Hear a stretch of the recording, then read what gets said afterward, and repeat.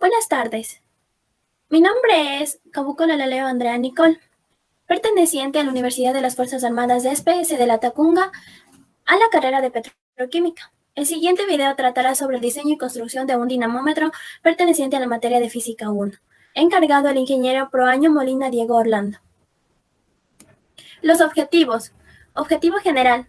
Diseñar y construir un dinamómetro casero. Objetivos específicos. Validar la ley de Hooke, identificar la constante de elasticidad y verificar el cálculo de errores del presente laboratorio, que sea menor al 2%. Los materiales a utilizar son un tubo grande, que una de las características es un tubo de aluminio de 1 pulgada, un tubo pequeño, un tubo PVC de media pulgada, un resorte de acero galvanizado de 15 centímetros de longitud, una tapa grande de plástico, tapa plástica de 1 pulgada, una tapa pequeña de plástico, tapa plástica de media pulgada, papel milimetrado de color naranja. Ahí están los materiales ya especificados. Empezaremos con el marco teórico. Primero nos haremos la pregunta, ¿qué es la ley de Hooke? La ley de Hooke aprende sobre la elasticidad y cómo determinar la fuerza ejercida por un resorte. ¿Qué es un resorte? Un resorte es un objeto que puede ser deformado por una fuerza y volver a su forma original en la ausencia de esta. Los resortes vienen en una gran variedad de formas diferentes, pero el muelle en espiral de metal es probablemente el más familiar. Los resortes son una parte esencial de casi todos los dispositivos mecánicos moderados, desde bolígrafos a motores de coches de carrera. La elasticidad es una propiedad fundamental del alambre con el que está hecho. Un cable de metal largo y recto también tiene la capacidad de regresar a su forma original después de un estiramiento o una torsión. Hablaremos sobre la ley de Hooke. La ley de Hooke permite estudiar los fenómenos asociados con los materiales elásticos, como es el caso de un resorte. Además de la fuerza que se le puede aplicar, influye en ella una constante de elasticidad y una distancia, la cual debe ser proporcional a la fuerza. De esto se encargó el físico Robert Hooke en un montaje diseñado para la observación de las características de fenómenos elásticos, por medio de un resorte sujetado a un muelle, del cual está atado un resorte que al ubicarlo en una masa va a permitir realizar mediciones longitudinales de acuerdo con el peso y la elasticidad sin sobrepasar su límite. Los cuerpos se deforman bajo la acción de las fuerzas. La fuerza es toda la causa capaz de modificar el estado de reposo o de movimiento de un cuerpo, o de producirle unas 38 deformaciones. La unidad de fuerza en el Sistema Internacional de Unidades SI es el newton. Cada material responde de una manera diferente a la acción de las fuerzas. La ley de Hooke está dada por la fórmula F es igual a menos K por X, donde F es la fuerza, la K es la constante de elasticidad y X la longitud. Aplicaciones de la ley de Hooke. La ley de Hooke es sumamente útil en todos aquellos campos en los que se requiere del conocimiento pleno de la capacidad elástica de los materiales. La ingeniería, la arquitectura y la construcción son las disciplinas en las que es usada más frecuentemente. Por ejemplo, esta ley permite predecir el efecto que el peso de los automóviles tendrá en un puente y sobre los materiales de los que está hecho, como es el metal. También permite calcular el comportamiento de un muelle o un conjunto de resortes dentro de alguna máquina específica o aparato industrial. La aplicación más conocida de la ley de Hooke es la elaboración de los dinamómetros, que son aparatos compuestos por un resorte y una escala que permite medir escalarmente fuerzas. El dinamómetro.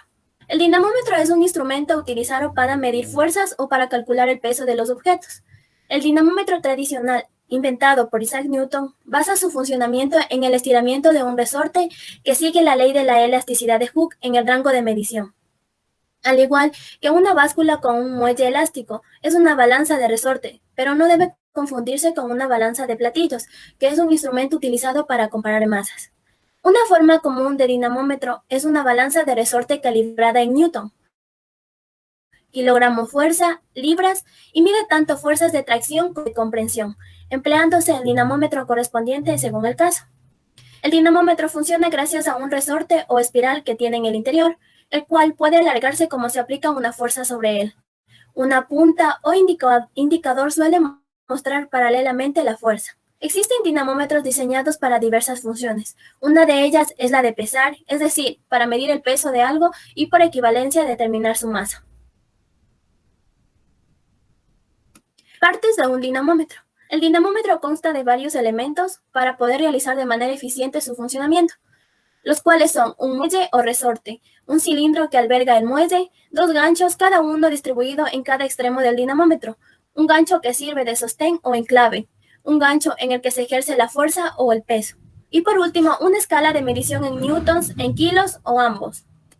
Tipos de dinamómetro. Existen al menos dos tipos de dinamómetros, los mecánicos y los digitales. Veamos cada uno de ellos. El dinamómetro mecánico. Se trata de los dinamómetros tradicionales, en la misma línea del desarrollo por Newton, basado en un sistema totalmente mecánico. Este dinamómetro no requiere energía para su funcionamiento. Suele ofrecer mayor precisión, pues su rango de diferencia es de apenas del 0,3%. Dinamómetro digital o electrónico. Son aquellos en los que se utilizan instrumentos de medición digitales. Su mecanismo es mucho más complejo y requieren de fuentes de energía para su funcionamiento, tales como baterías o corrientes eléctricas. Hablaremos sobre el límite elástico.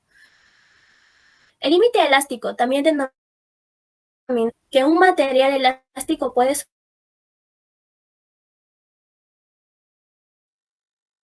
soportar el límite de elasticidad, no recupera su forma original cuando deja de aplicarse fuerza sobre él. En general, un material sometido a tensiones inferiores a su límite de elasticidad es deformado temporalmente de acuerdo con la ley de Hooke. La elasticidad máxima que tiene un material elástico se da a conocer como límite elástico, ya que es hasta donde se puede soportar para evitar sufrir deformaciones. Cuando se le aplica un exceso de tensión, este material tiende a deformarse, muchas veces de forma permanente, y esto produce que pierda su aspecto original. La fuerza elástica. La fuerza elástica es ejercida por objetos tales como resortes, que tienen una posición normal fuera de la cual almacenan energía potencial y ejercen fuerzas. Todo cuerpo elástico reacciona contra la fuerza deformada para recuperar su forma original. Como esta, según la ley de Hooke, es proporcional a la deformación producida. La fuerza deformadora tendrá que tener el mismo valor y dirección para su sentido será el contrario. La elasticidad. La elasticidad es una propiedad de la materia que permite a los cuerpos deformarse cuando éstas están sometidos a una fuerza y recuperan la forma inicial cuando la causa de la formación desaparece. La fuerza elástica se calcula como fuerza es igual a menos K por delta X, donde F es la fuerza elástica en newtons, K es la constante de elasticidad del resorte que viene dado en newtons sobre metros, y delta X es el desplazamiento desde la posición normal que viene dada en metros. Características de la fuerza elástica. Punto de aplicación. Se da sobre el cuerpo que está deformado al resorte. La dirección es la recta que contiene el resorte. El sentido es opuesto al estiramiento o la comprensión. La fuerza siempre apunta hacia la posición del resorte sin estirar. A la fuerza elástica se le denomina fuerza restauradora, porque tiende a volver el resorte a su longitud natural. El módulo depende de dos factores. 1. Las características del resorte, mayor o menor rigidez. 2. De la deformación. A mayor deformación, mayor fuerza. Tenemos el procedimiento de armado, procedimiento de calibración y procedimiento de uso. Primero vamos a unir el resorte con el tubo junto con la ayuda de un tornillo. Antes de introducir el tubo con el resorte, vamos a realizar las medidas en el papel milimetrado, las cuales que ya fueron calculadas anteriormente.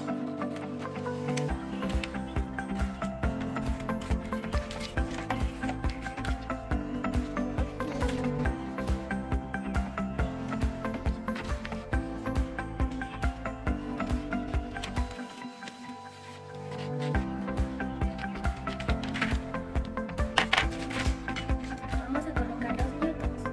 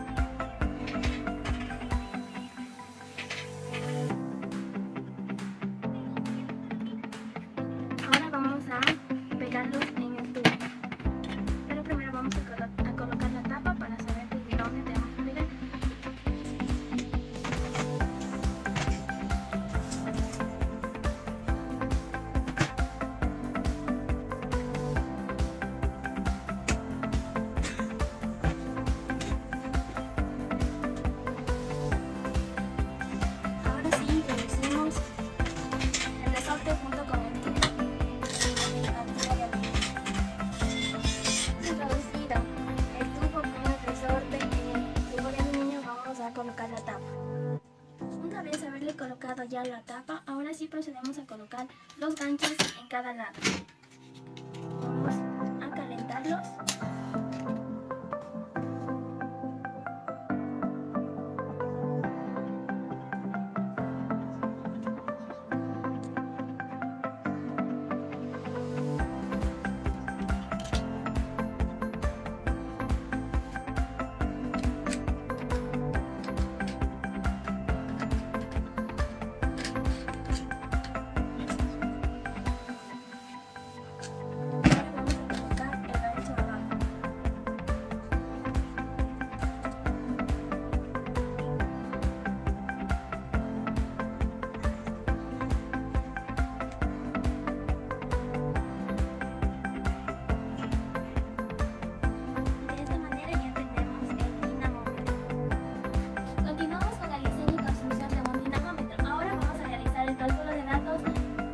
Vamos a realizar 10 tomas de datos ocupando 10 pesos.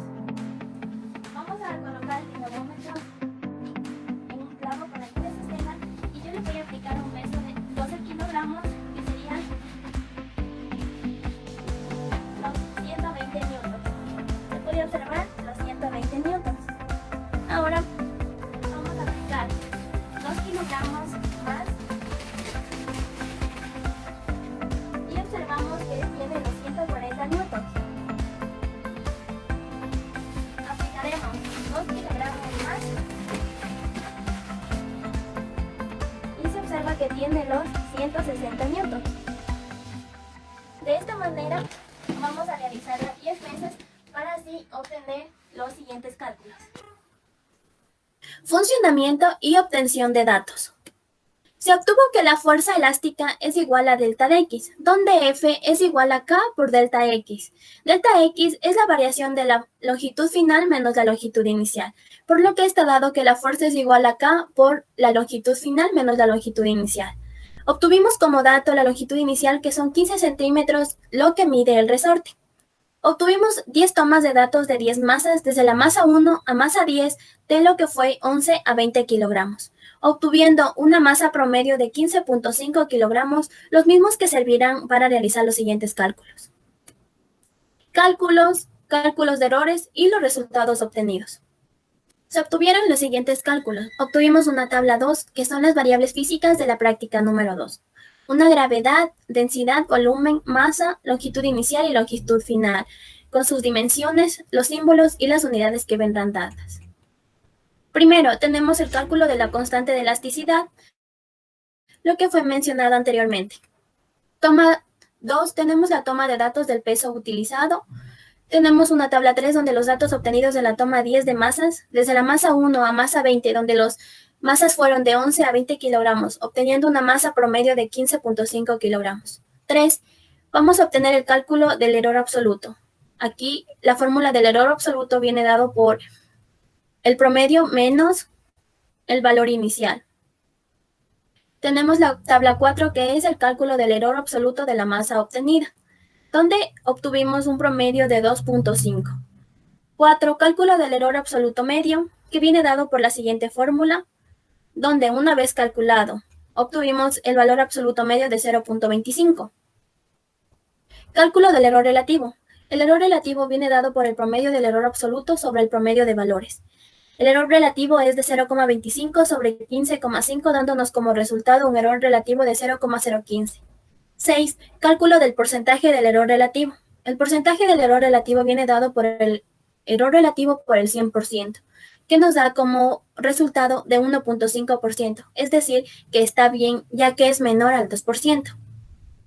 7. Tenemos el cálculo de las constantes de elasticidad con valor de la masa tomada 10 veces, donde la sumatoria de fuerzas es igual a 0, W, el peso menos la fuerza elástica es igual a 0, donde el peso es igual a la fuerza elástica.